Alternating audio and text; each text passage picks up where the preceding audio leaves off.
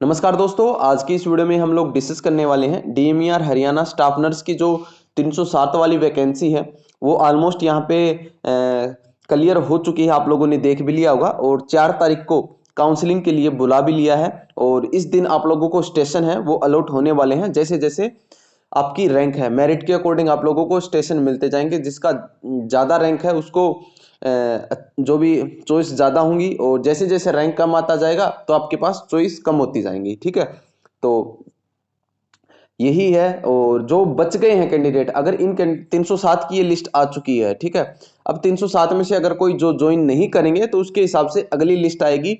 एक तरीके से हम लोग बोल सकते हैं कि वेटिंग की। ठीक है, तो वो उसके बाद उनका भी सिलेक्शन होगा। वो कब तक होगा? देखो, एक तो 3 मंथ के टाइम होता है, दूसरा 3 बार मौका दिया जाता है। ठीक है, तो ये दोनों कंडीशन जब भी कोई भी एक पूरी हो जाएगी तो उसके बाद अगली लिस्ट आ जाएगी। इसका कोई इश्यू नहीं है यहाँ पे। ठीक है, थोड़ा सा बस वेट करें, बार बार मैसेज करने की कोई जरूरत नहीं है। अगली बात, कुछ कैंडिडेट ऐसे हैं जिनका एचएससी के थ्रू ईएसआई या हेल्थ डिपार्टमेंट में सिलेक्शन हो चुका है, तो उनके लिए डीएमईआर बेटर है या नहीं, किन कंडीशन में बेटर है, किन कंडीशन में नहीं, किसको ज्यादा पे स्केल मिलता है, वो सब चीजें यहाँ पे हम लोग कवर करेंगे।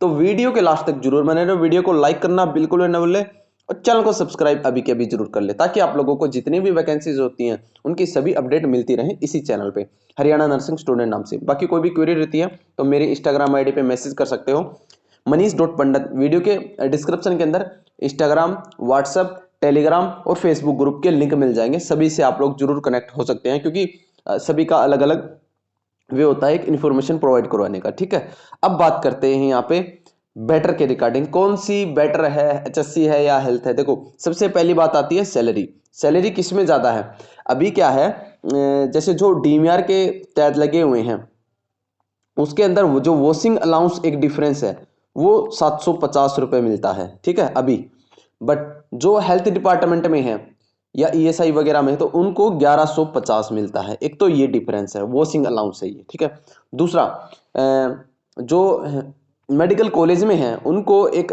रिस्क अलाउंस बोल सकते हो या नर्सिंग अलाउंस बोल सकते हो, 1200 रुपये मिलता है। हेल्थ डिपार्टमेंट या ईएसआई इनमें ये नहीं मिलता है। बट अभी जैसे जो भी यूनियन की मीटिंग हुई है तो उसमें ये चीजें एक्सेप्ट हो गई है कि जो पे स्केल है वो आप लोगों का इक्वल कर दिया जाएगा। हरियाणा के अंदर जितने भी हैं, चाहे वो डीएमईआर हो, चाहे वो ईएसआई हो, चाहे वो हेल्थ डिपार्टमेंट हो, चाहे वो आयुष हो, ठीक है, तो उन सभी का जो पे लेवल है, जितने भी अलाउंस है, ठीक है, वो सब चीजें इक्वल हो जाएंगे। तो सैलरी का यहाँ पे एक तरीके से जो मैटर था वो खत्म हो चुका है। बट इसमें भी एक कंडीशन आप लोगों को बता देता हूं। जो ये डीएमईआर की वैकेंसी है इसके अंदर एक तो पीजीआई की भी वैकेंसी है, करनाल की है और मेवात मेडिकल कॉलेज की है। तो बट बाकी तो सब कंडीशन सेम रहेंगे। जो मेवात का मेडिकल कॉलेज है उसके अंदर आप लोगों को एक अलाउंस और मिलता है, उसका नाम है मेवात अलाउंस। ठीक है, तो वो आप लोगों का मिलता है, जो आप लोगों का बेसिक है 44,900। ठीक है, ये आप लोगों का बेसिक रहने वाला है इसका, और प्लस डीए। डीए कितना चल रहा है अभी? 46% चल रहा है। ठीक है, यानी कि जो बेसिक का 46% आप लोगों को डीए मिलता है, तो ये दोनों मिला के इसका 10% आप लोगों को एक्स्ट्रा मेवात अलाउंस मिलता है। ये किन को मिलता है? जो मेवात वाले, जो हसन का मेवाती मेडिकल कॉलेज है उसके अंदर जो पोस्टेड है तो उनको 10% एक्स्ट्रा पे स्केल मिलता है। ठीक है, ये आप लोगों का प्लस बेनिफिट है। ये सिर्फ इसी मेडिकल कॉलेज में मिलता है और कहीं नहीं मिलता। ठीक है, जो भी मेवात मेडिकल कॉलेज जिसको भी मिलेगा उसको ये 10% बेसिक और डीए का 10% मिलने वाला है एक्स्ट्रा। ये एक बेनिफिट यहाँ पे रहने वाला है। तो जो भी मेरे ख्याल से ये सिर्फ उन्हीं के लिए बेटर रहेगा जो मेवात के अंदर काम करना चाहते हैं या मेवात डिस्ट्रिक्ट से हैं। ठीक है, तो उनको ये बाकी अदर भी कर सकते हैं।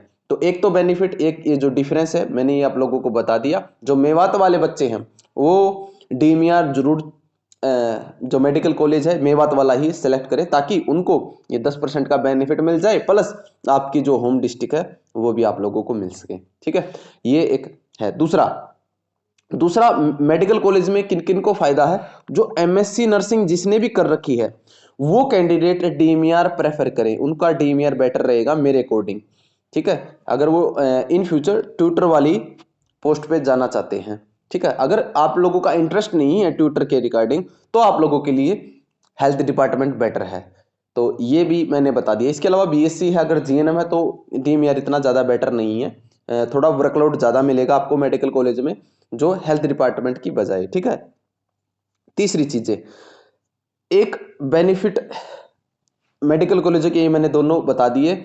और पे स्केल अभी 1200 रुपये अलाउंस मिलता है, वॉशिंग अलाउंस कम मिलता है, तो लगभग 600-700 रुपये जो भी बनते हैं वो डिफरेंस रहता है, वो भी कवर हो जाएगा 1 या 2 महीने के अंदर अंदर, ठीक है, क्योंकि पे सभी का इक्वल होने वाला है एक्सेप्ट मेवात मेडिकल कॉलेज।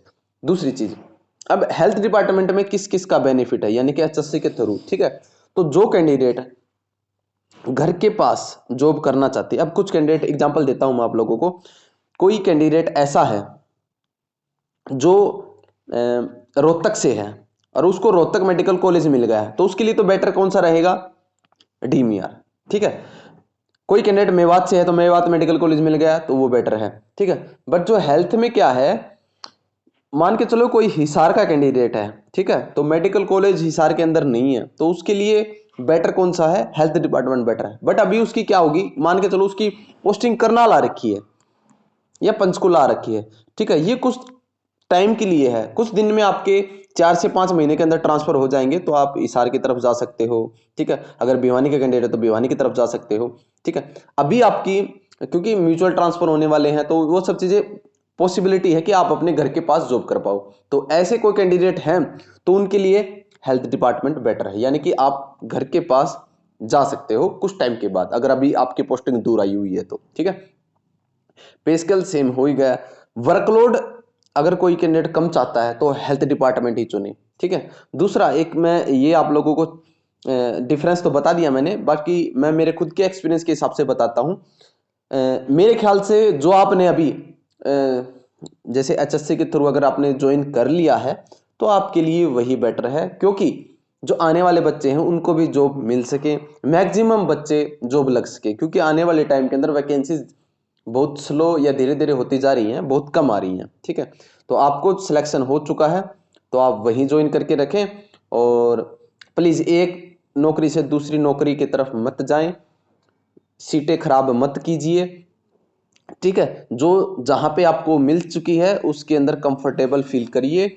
जो आपने देखा होगा कल की वीडियो के अंदर, जो विशाल यादव है, फर्स्ट रैंक जिसकी आई है, उसने जीएच रेवाड़ी पे वो काम कर रहा है, वो इस काउंसलिंग के अंदर नहीं जाने वाला, क्योंकि वो कंफर्टेबल है। रेवाड़ी जीएच, रेवाड़ी का तो है ही, और रेवाड़ी जीएच के अंदर पोस्टिंग उसकी है, तो उसके लिए वही बेटर है, और रेवाड़ी के अंदर कोई मेडिकल कॉलेज भी नहीं है। ठीक है, तो बेटर यही है कि जो आपको मिल चुका है उसके अंदर कंफर्टेबल फील करिए, उसके अंदर अपना जो भी काम वगैरह करिए। बाकी जो ये वैकेंसी जिनका सिलेक्शन नहीं हुआ है उनके लिए छोड़ दीजिए। ठीक है, तो यही मैं आप लोगों को बताना चाहूँगा, और जो मैंने बता दिया है उसको जरूर अपने फॉलो जरूर करें।